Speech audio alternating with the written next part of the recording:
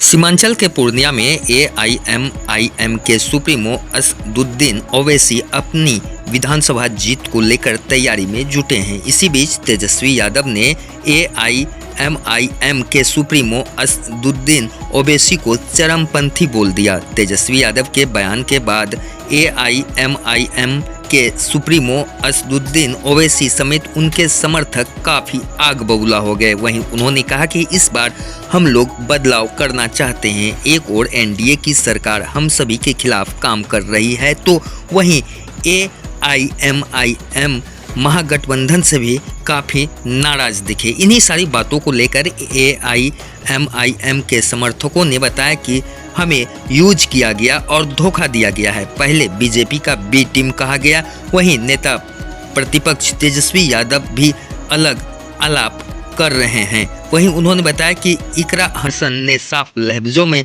कह दिया है कि अगर वोटों का बिखराव हुआ तो बीजेपी सरकार बना लेगी। इस बार हम सबों ने इरादा कर लिया है कि सीमांचल में एआईएमआईएम को लाना है।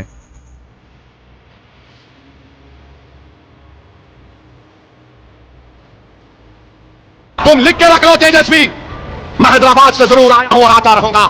सीमांचल का बेटा उप मुख्यमंत्री बनेगा। तुम नहीं बनोगे, ना बनने देंगे इंशाअल्लाह ताला। तुम में इतनी नफरत है, एक चेहरे पे दाढ़ी, सर पे टोपी, तो एक्सट्रीमिस्ट। कभी तुमने पढ़ा एक्सट्रीमिस्ट किसको बोलते हैं? कभी देखा एक्सट्रीमिस्ट किसको बोलते हैं? अरे सुन तेजस्वी, जब भारत को जरूरत पड़ी पाकिस्तान के आतंकवाद के उस बुज़दिलाना हमले पहलगाम के बाद, तो जब मैंने भारत के पक्ष में बोलना शुरू किया तो पाकिस्तान के जालिम लोग बोल रहे थे कि भारत में एक ओवैसी है जो चरमपंथी है। तो मालूम हुआ पाकिस्तान के लोगों की जबान अब तेजस्वी बोल रहा है। समझा आपने? पाकिस्तान में जो दहशतगर्द बैठे हैं, जिन्होंने हमारे 26 भारत के नागरिक को मारा क्योंकि वो हिंदू थे, जब ओवैसी खड़ा हुआ भारत के सालिमियत के नाम पर, तो पाकिस्तान के तमाम लोग बोल रहे ये शेरवानी, सर पे टोपी, चेहरे पे दाढ़ी, ये एक्सट्रीमिस्ट है, ये चरमपंथी है, आतंकवादी है। तो लगता है तेजस्वी तुम पाकिस्तान से ये लफ्ज उठाए हो। इतनी मोहब्बत तुमको पाकिस्तान से हो गई तेजस्वी। गढ़ असदुद्दीन ओवैसी का माना जाता है, नहीं बल्कि है। पहले लहर थी, इस बार आंधी है। और अपने हक और अधिकार की लड़ाई लड़ने वालों के लिए जनता वोट करेगी, विकास के लिए जनता वोट करेगी, अपने स्वाभिमान के लिए और सम्मान के लिए। जो उसके स्वाभिमान और सम्मान के साथ खिलवाड़ करेगा उसके साथ जनता खुद इंसाफ कर रही है और करेगी। हम लोग कब तक बीजेपी से डरते रहेंगे? और डर डर के तब तक जीना, डर डर कर जी रहे थे, लेकिन अब लीडरशिप तैयार करने की ज़रूरत है। हम बिखराव होने ही नहीं देंगे। क्यों? इससे जब हम एक तरफा पोलिंग करेंगे तो बिखराव होगा ही नहीं। पहले सियासत हो रही थी, अब क़यादत के लिए अल्पसंख्यक और दलित समाज तैयार है। आम जनों को यही कहेंगे, इस बार बिखराव नहीं करना है। इस बार उसको देना है जो आपकी लड़ाई लड़ रहा है, सड़क से लेकर सदन तक, सदन और जो आपकी लड़ाई लड़ रहा है पार्लियामेंट में, जो आपके हक और अधिकार की बात करता है, जो आपके मामले को अच्छी तरह से सरकार के सामने पेश करता है, उसके लिए करें। और वो एक ही चेहरा है जो शेर दिल चेहरा है, असदुद्दीन ओवैसी साहब। मेरा नाम मोहम्मद इश्तियाक आलम, एआईएमआईएम। सबसे पहली बात है, आज चुनाव के नौबत जो आए हैं पूरे बिहार में, और हम लोग दलित समुदाय से आते हैं। सबसे पहली बात है कि हमारे भीम आर्मी आज़ाद समाज पार्टी के राष्ट्रीय अध्यक्ष चंद्रशेखर आज़ाद जी, जो लोकसभा नगीना से सांसद बन के पहुँचे हैं केंद्र में, तो एक चीज़ आप भी मीडिया महोदय देखे होंगे कि आज जब चुनाव का नौबत आया तो बाबा साहेब का सब आदि हो गए हैं, सब प्रतीक हो गए हैं। आज से 2 साल पहले कहाँ कोई जो है कि कोई भी दल हो, चाहे बीजेपी हो या राजद हो, बाबा साहब का फोटो रखने के लिए तैयार नहीं थे। आज ओवैसी साहब और चंद्रशेखर जी जब सदन में सबसे पहले जय भीम और जय जोहार, जय मंडल का जो आवाज़ उठाए हैं, लगभग 75% जो भी सांसद वहाँ पे हैं, सब दल का, सबको जय भीम, जय जोहार, जय मंडल कहना पड़ता है। यह बाबा साहेब की बना हुआ संविधान का ताकत है। और रही बात धमदाहा विधानसभा में, यहाँ पे विकास लगभग में ठीक था, कि यहाँ पे दो चीज़ में बहुत कमियाँ हैं। सबसे पहले भ्रष्टाचार है।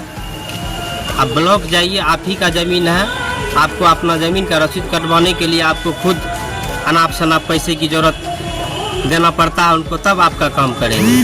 भ्रष्टाचार को मुक्त दिलाने के लिए हम लोग दलित और मुस्लिम मिलकर अब की बार धमदाहा में अलग पंचम लहराने का काम कर रहे हैं। और पूरी ताकत के साथ हमारे भीम आर्मी का टीम जो चंद्रशेखर जी का ऐलान किया गया है, हम लोग उसके ऐलान के साथ हम लोग पूरे मकसद ठोस कदम के साथ कदम से कदम मिला के धमदाहा विधानसभा में लड़ने का काम कर रहे हैं। मेरा नाम रंजीत कुमार राम हुआ, भीम आर्मी आज़ाद समाज पार्टी। बिल्कुल तैयार है। जहाँ जो घटनाएं घटती है हम लोगों का क्या बीच में उसका समाधान करता है, सब कुछ करता है। कुछ तरह का फंक्शन कहीं हुआ या किसी का हुआ, वो आके अपना भाषण दे के सबको समझाता है, बुझाता है कि रास्ता पकड़ो, गली गली मतलब मिल के ये रहो, आपस में मिल के रहो और ठिकानों से जो है चलो, उसे का बहकावा मत आओ। ऐसा कहना नहीं है, वो कहना है कि हम लोग संगठन मजबूत करो, आगे हम लोग मजबूत होंगे और हम लोग जो है जो होगा हम लोगों का भी सरकार बने। बीजेपी जो है हम लोगों को खुला दुश्मन है, आरजेडी जो है हम लोगों को छुपा दुश्मन है। इसी मुद्दे पे हम लोग वोटिंग कर रहे हैं एमआईएम के लिए। हम दलित मुस्लिम एकता हो के कदम से कदम मिला के एमआईएम को जिताने का काम कर रहे हैं। कैसे बना लेगा, हम लोग मजबूत से लड़ रहे हैं, लेकिन परेशानी उन लोगों को घुस गया है। जैसे कि अभी दिखे यहाँ धमदाहा विधानसभा में मुख्यमंत्री नीतीश कुमार जी आया है, उनको भी परेशानी हो गया है। अभी भोखरा में इमरान प्रताप गरी वो भी आया है, वो भी परेशान है।